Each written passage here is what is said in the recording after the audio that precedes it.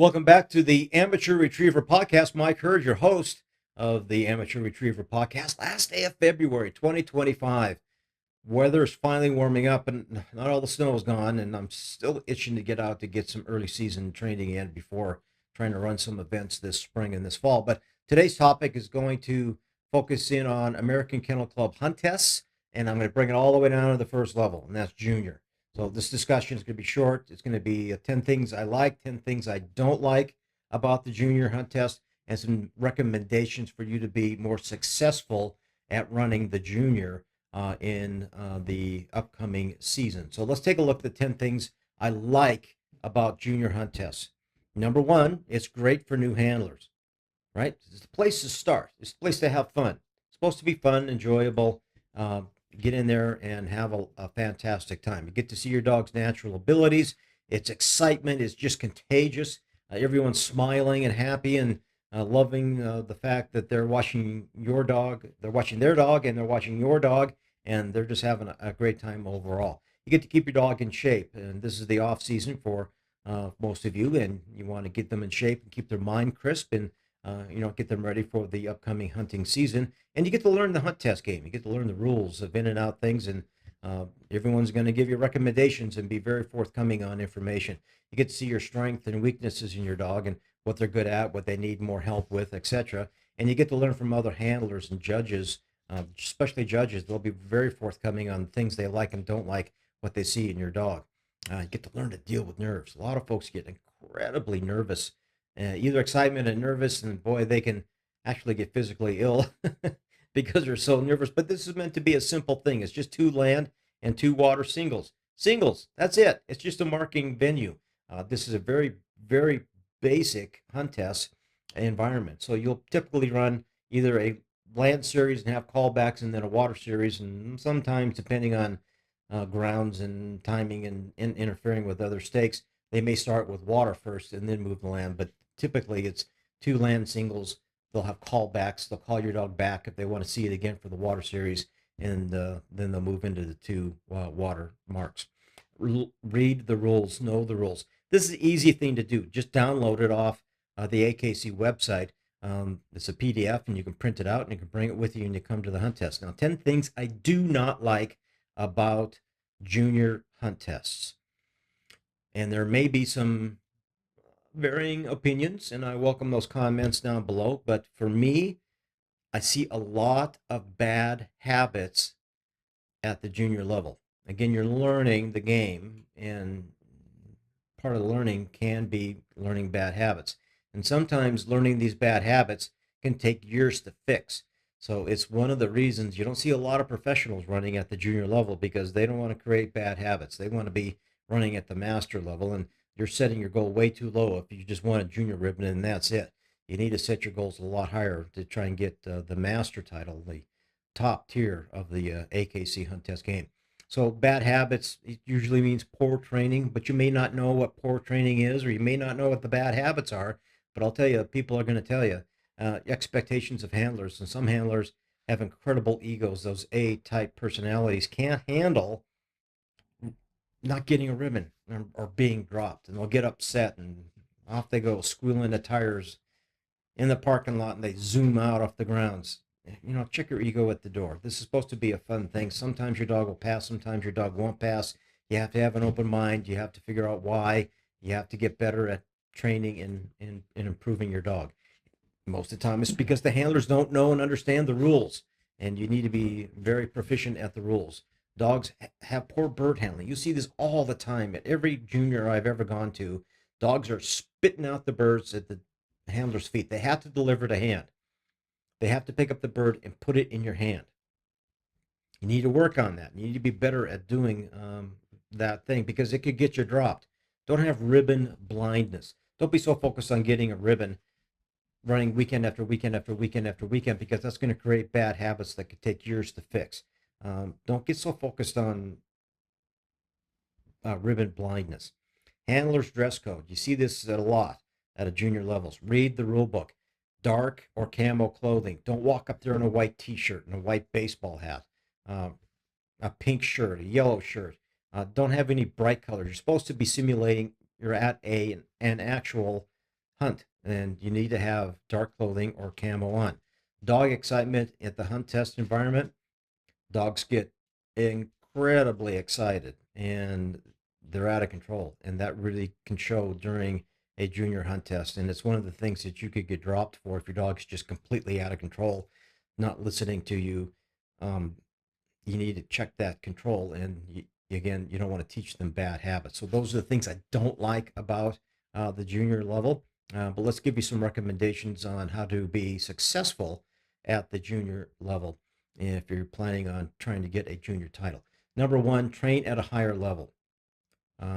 Your goal should be to get a master title. So in your training program, you have baby steps. You're going from the time they're 6 to 8 weeks old, the time they're 2 or 3 years old. You're taking baby steps, and you should follow someone's training program. There's a lot of them out there. I highly recommend Pat Burns' Bomb-Proof Basic. They'll take you from A to Z in the basic program. Then you have an intermediate phase that you have to go through. Then once you get through that, then you'll end up doing some advanced retriever training, and that will get you ready for the master. But you have to train at a higher level. Don't train to have a junior title. No, junior is just a minor step along the path of running in American Kennel Club hunt tests. You might get a junior title, but then you want to get a senior title, then you probably want to get a master title. Don't settle for just training for the junior. You want to train at a higher level. You want to train your dog to run it senior and then run it master. So you're following that training path, but along that way, you're trying to throw in a couple juniors. Train more, test less.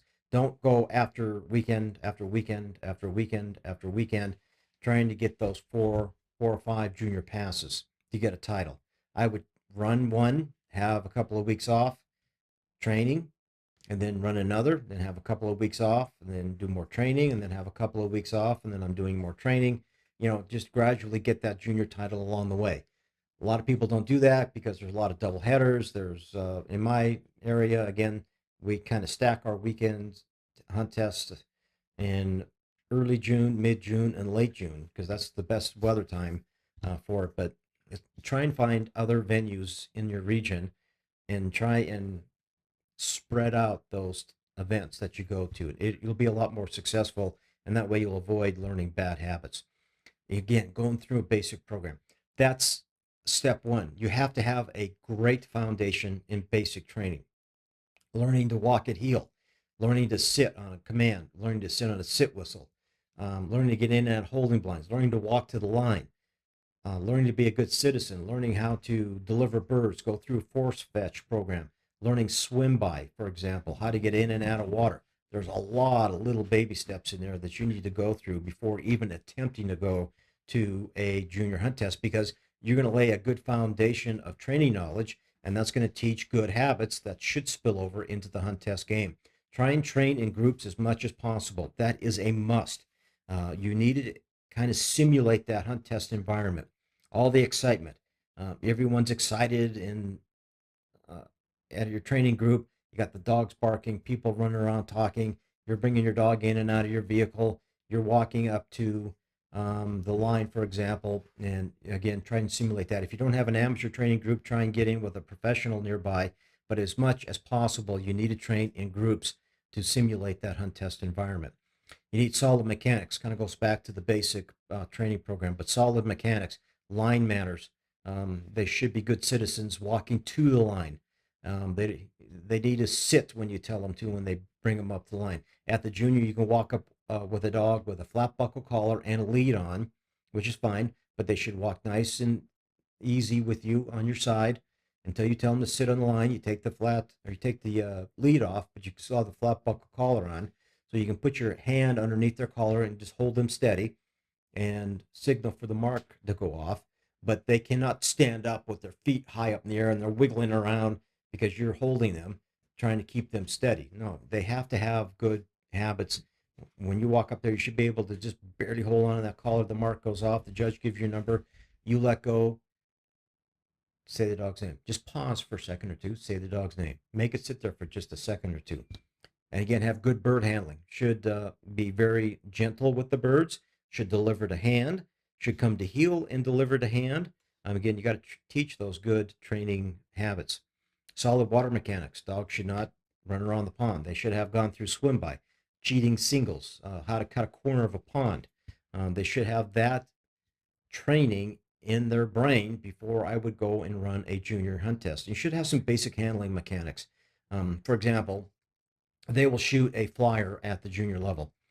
And if you're the 10, 12, 13, 15 dog, whatever, to run, and you're watching this flyer go off, the birds have been landing in this 10 to 20 foot circle. So they're all landing fairly close together, bird after bird after bird. You come up, well, your bird's going to go sailing 20 yards farther than the rest of them did. And it's way out of the area where all these birds have been landing. Your dog's going to run out there and get caught up in all that bird scent where the prior flyers have landed. You may need to handle. You may need to stop them with a sit whistle and cast them over to where your flyer landed. That could save you in a junior hunt test. So having a basic handling mechanics can be favorable in the junior level. You want to teach steadiness on the line. As I said, it's very, very important to have good line mechanics and just be a good citizen when they walk up there. They're quiet, they're sitting there, they're steady, they're waiting for you to tell them to go. And that can be very beneficial in the scoring of your dog and give you higher scores. Dogs should be ready to run at the senior level. Again, training at a higher level as you go up to the top of the list. Train at a higher level, train more, test less.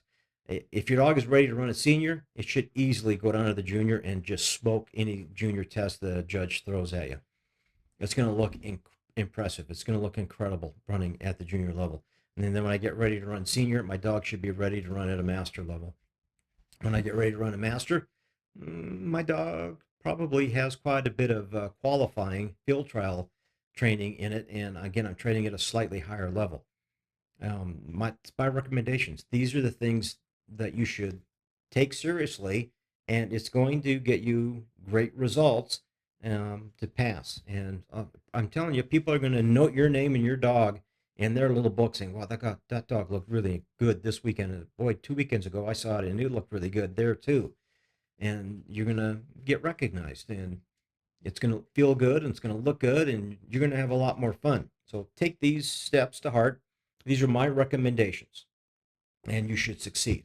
Now, I've been doing this for almost 38 years. I have had probably 12 dogs, and I've taken all of them to some level of the hunt test game. When I started, I had junior dogs, and I could never get them to go beyond junior. I could never get them to pass at a senior level.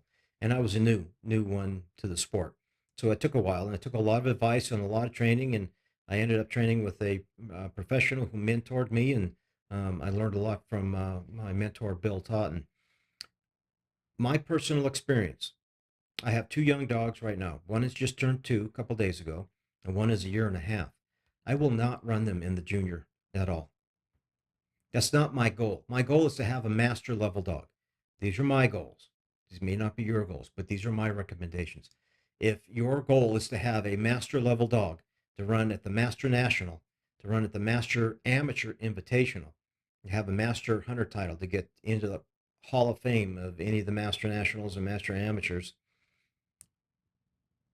I'm not going to waste my time running at a junior. It's just not for me. I'm not new to the game. It's not my cup of tea because I don't want to teach bad habits. I'm focusing more on training, less on testing. I might throw them in at a senior every now and then, but very occasionally, and sometimes not at all. But I'm not going to run them until they're way past basics, almost through the intermediate training phase, and they're into advanced training. Then I might start to consider maybe throwing them in at a senior once in a while and see where they're at. But again, I'm not going to focus in and have ribbon blindness and try and get a senior title because that's going to mean I don't need that many master passes to get a master title. No, I'm going to avoid all that. I'm going to train at a higher level. I'm going to take my time, make sure I have solid foundations in my dogs, and then I'm going to start running master. And I'm going to, again, try and spread out my master tests throughout the spring, summer, and fall and try and get 4 or 5 in there and try and get a title at the end of the season. That's my path to success. That's my path. That may not be yours, but that's what I recommend. So keep those things in mind when you're wanting to run at a American Kennel Hunt Test and you're starting in at the junior level, just to have a lot of fun, have an open mind, and be ready for failure and be ready for some passes and having a good time. Hope that helps. All right, see you on the next podcast here, everyone. Again, I'm Mike Hurd, the Amateur Retriever podcast host, and maybe next time we'll take a look at senior, and then we'll take a look at master maybe the week after, and I'll give you some advice there. A lot of great videos online here, so I highly recommend that you take a look at all the videos you see here on YouTube regarding hunt tests and field trials. Okay, see you later.